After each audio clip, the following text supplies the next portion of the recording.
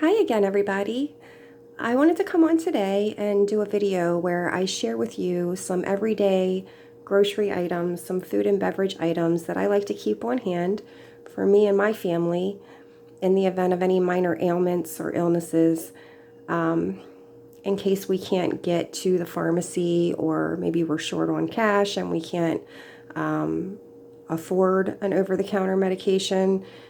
Or maybe we're snowed in, or we don't have transportation, or any number of reasons why we may not be able to get out. I like to keep a variety of things on hand for us.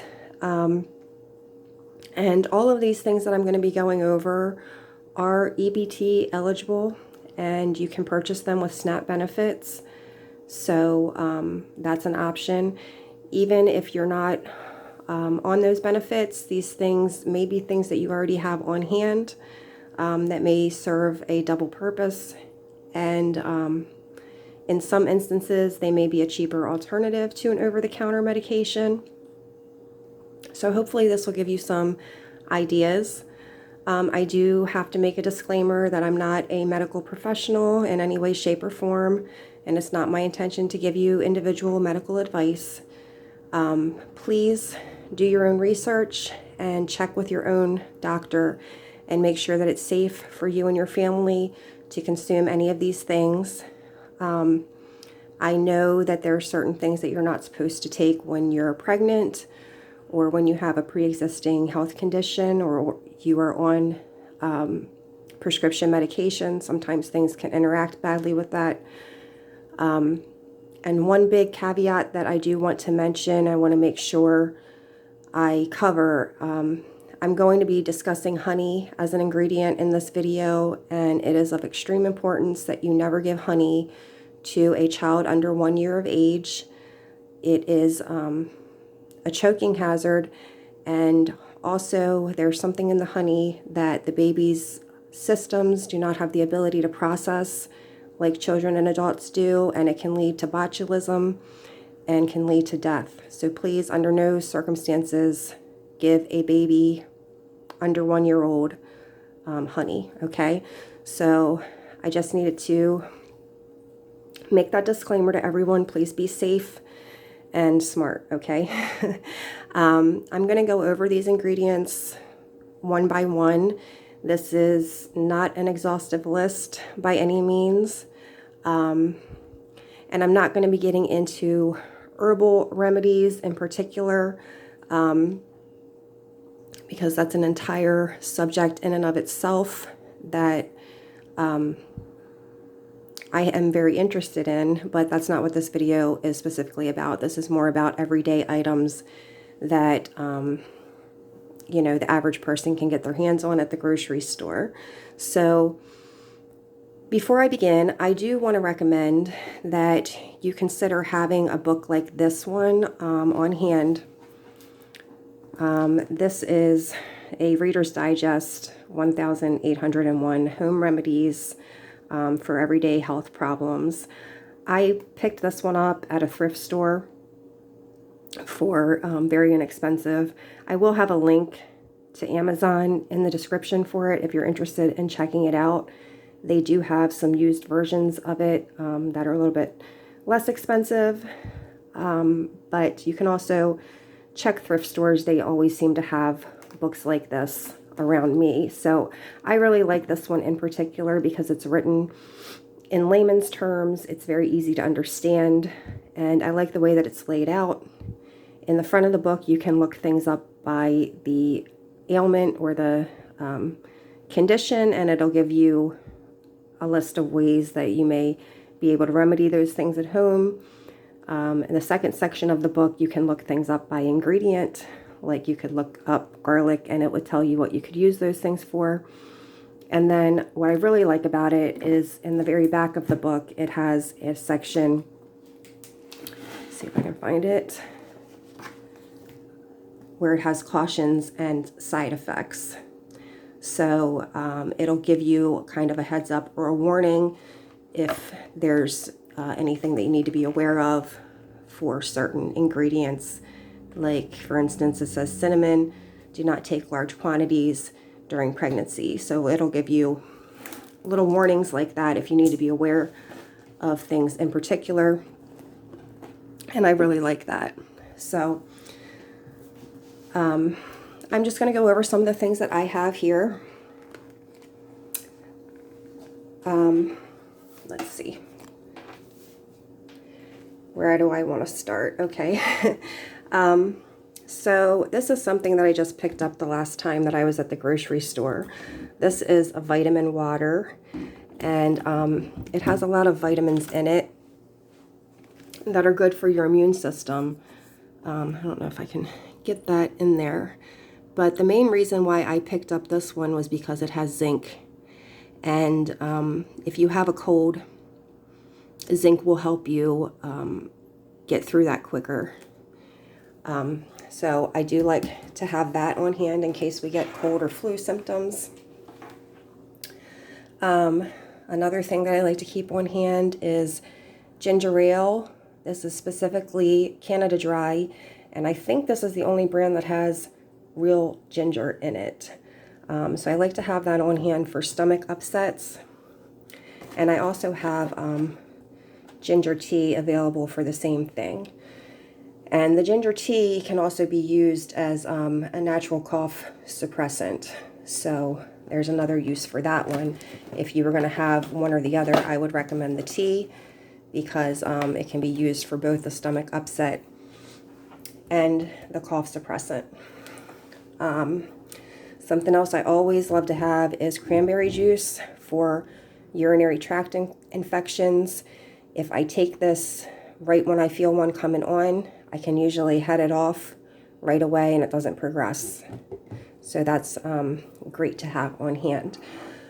Also, of course, orange juice for the vitamin C when you're sick with a cold. I currently don't have any of that right now. I need to get some more.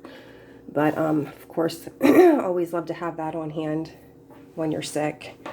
I do like to have a lot of these teas on hand. This is something that I've really gotten into over the last year.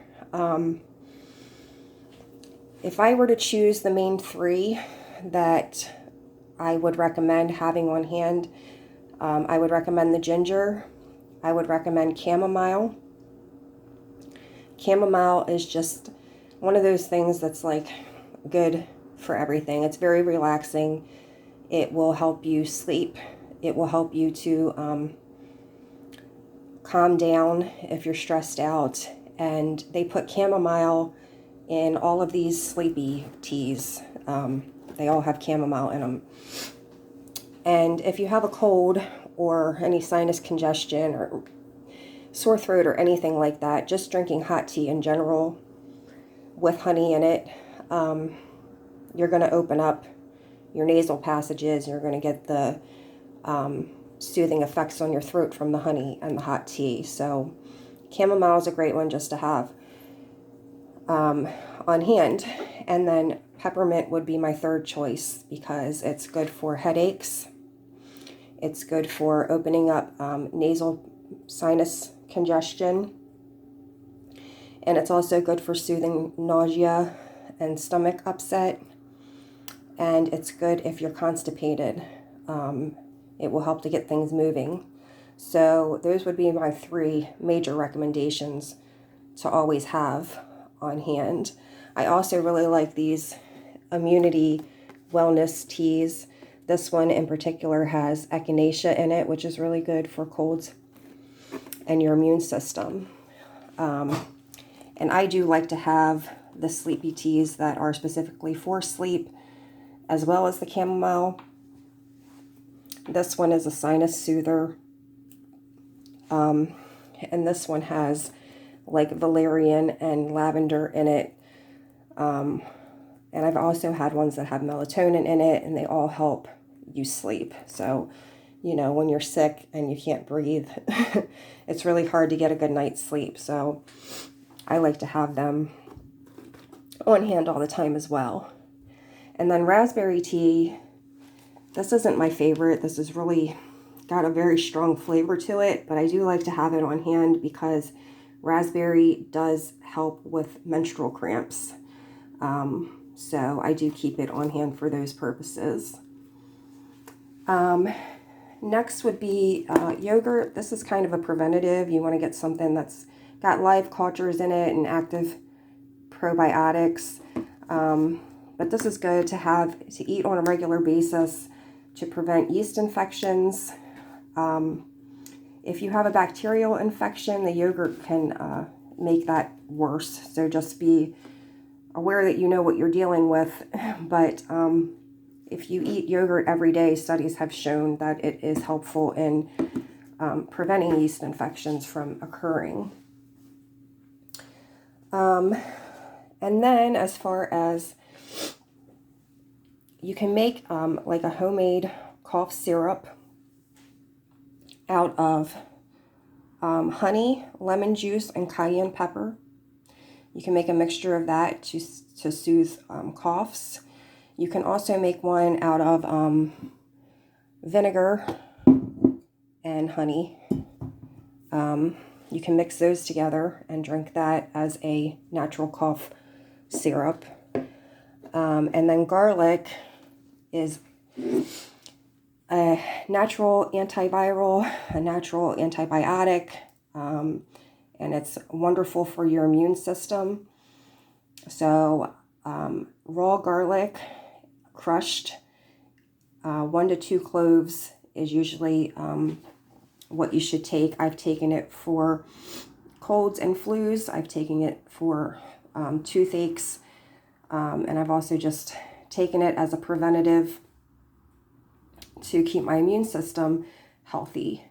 So I always love to have that on hand. It's hard sometimes to just take raw garlic, so you can get capsules of like powdered garlic if you can't stand the taste of it. I just hold my nose and swallow it and and get through it. But yeah, it does wonders. It works really great. Another thing that people kind of forget about is just general salt.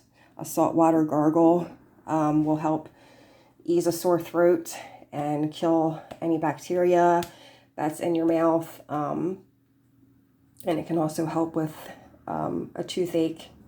So keep that in mind.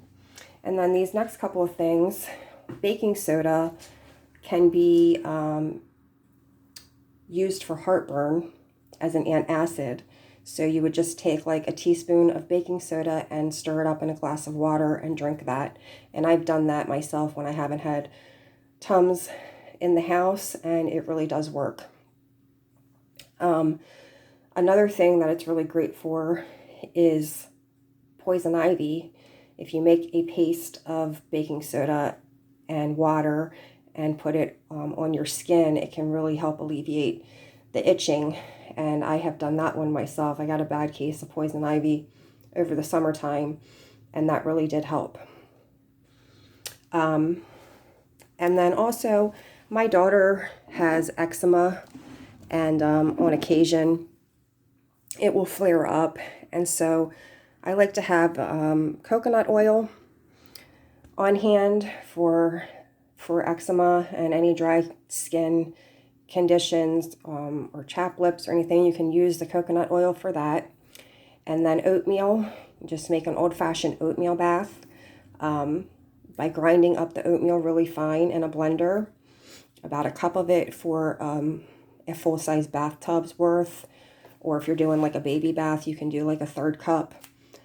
And if you don't want it going down your drain, you can put it in like a pantyhose or something so that it doesn't get in the tub.